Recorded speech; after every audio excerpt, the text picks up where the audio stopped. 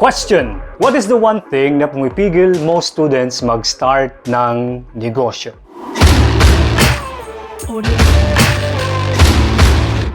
My good friend and I have this conversation one time and I asked him, as a student, what do you think is the biggest reason bakit maraming mga estudyante automatically discard and disregard available opportunities offline or online para kumita? You see, nowadays, the world has become more receptive to the idea na even if you have not finished schooling yet, you can entertain or enter into business or entrepreneurship and even offer your services for a fee.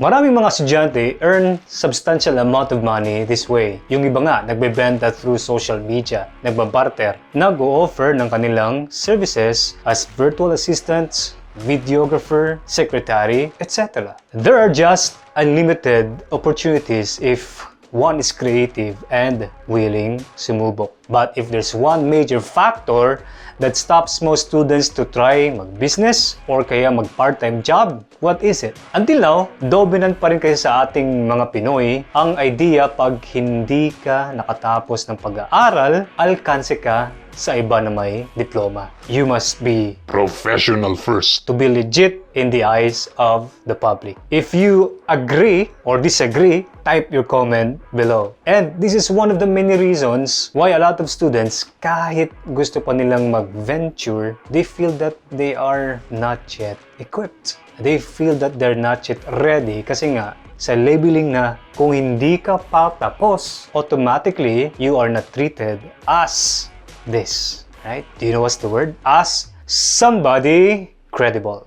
That's it, credibility. Ito yung main reason why most students never bother mag-try mag-business or mag-venture into other things aside sa kanilang kurso. They are not yet, quote-unquote, certified by a piece of paper called diploma. And you know what? That is something you might regret later on. Why?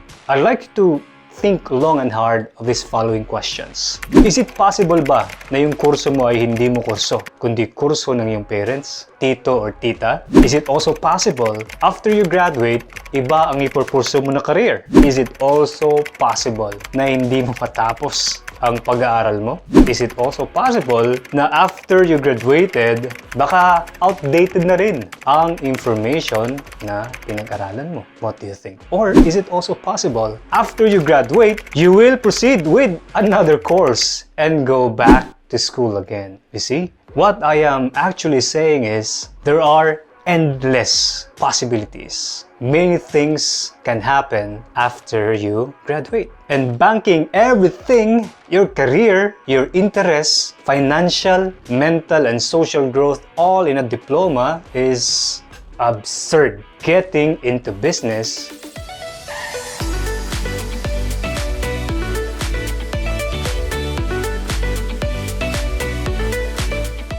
or working part-time while you are at school have many tangible and intangible benefits.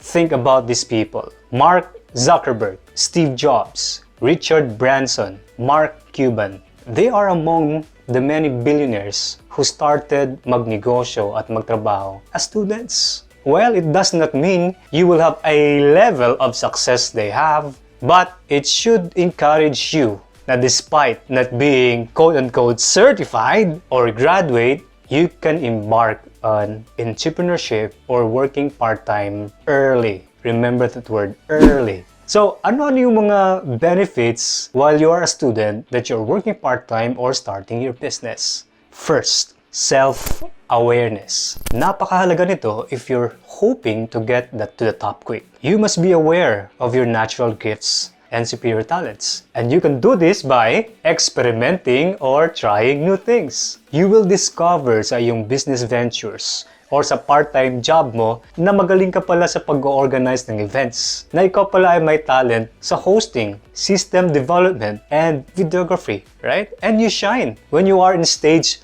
talking or presenting. Isn't that amazing? Another benefit, number 2, discipline. When you are studying and meron kang side hustle, you become more disciplined sa iyong oras, pera, at priorities. Ngayon, you cannot just squander or waste your time on trivial things. Bakit? Meron kang responsibilities. Kung gusto mong matuto, gusto mong mag-grow, accept responsibilities. Why? Walang tao na nag-improve na walang obligasyon kahit kanino. Remember that. Third, self-esteem. Another benefit is improving your self-esteem. Do you know someone who is involved in insurance, MLM, or sales na estudyante? They have this self-confidence. They seem to be positive. They are assured and dependable. It is because they have experienced success and were probably recognized in their company that made them more confident. Of course, money will definitely improve if your self-esteem and self-belief nag-i-improve. Another benefit, number 4, mentoring. If merong isang bagay na napaka-valuable that you can get early sa buhay, this is it. Earning and exploring your gifts, exploring your talents, plus the opportunity to gain access sa tao na ahead sa'yo, to guide you, to empower you, to educate you. Wow! Remember this word. That's priceless. Better than money and experience is your mentor's experience na isi-share sa'yo. You are very lucky if meron ka nito. Treasure it and do everything you can na hindi ito mawawala. You need someone to discover and develop your greatness na minsan, on our own, we do not recognize. You need someone to give you insights, to give you aral na minsan hindi nabibigay ng pamilya, close friends, or relatives mo sa'yo. This benefit alone should convince you to get a part-time job or a business and apply as an apprentice to a mentor na magta-develop sa'yo. Can you see now bakit napaka-rewarding magtrabaho or mag-business habang nag-aaral? So these are just among the benefits na makukuha mo. Actually, napakarami. And there are things you will learn having a business or part-time job that's not taught sa eskwelahan. Let's face it, there is no such thing as one source, one person, one company, or school that has the answer to all the questions and problems sa buhay. So, expose yourself to anything that can improve you. So, balik tayo dun kanina sa ating tanong. What's the one thing that stops most students mag-try mag-business? It's again, credibility. But you know what? That's not a helpless problem at all. Here are the things we recommend that you can develop your credibility. And most important of all, take advantage of opportunities habang nag-aaral ka. Number 1, you must be teachable. If you think lahat ng mga magagaling started out as super achievers, you are mistaken. Sila din suffered what you are feeling now. They also lacked credibility in the beginning stages na kanilang buhay. But you bet, napaka-teachable nila. That is the first step. Second, to develop your credibility, you have to accept you will mess up. One way to develop credibility is to be brutally honest sa sarili mo sa mga weaknesses at sa mga kakulangan mo. Because if you deny them, you can never address them. And when you attack them, when you address them, it means you will commit mistakes. Well, it's okay. Remember this, every master was once a disaster.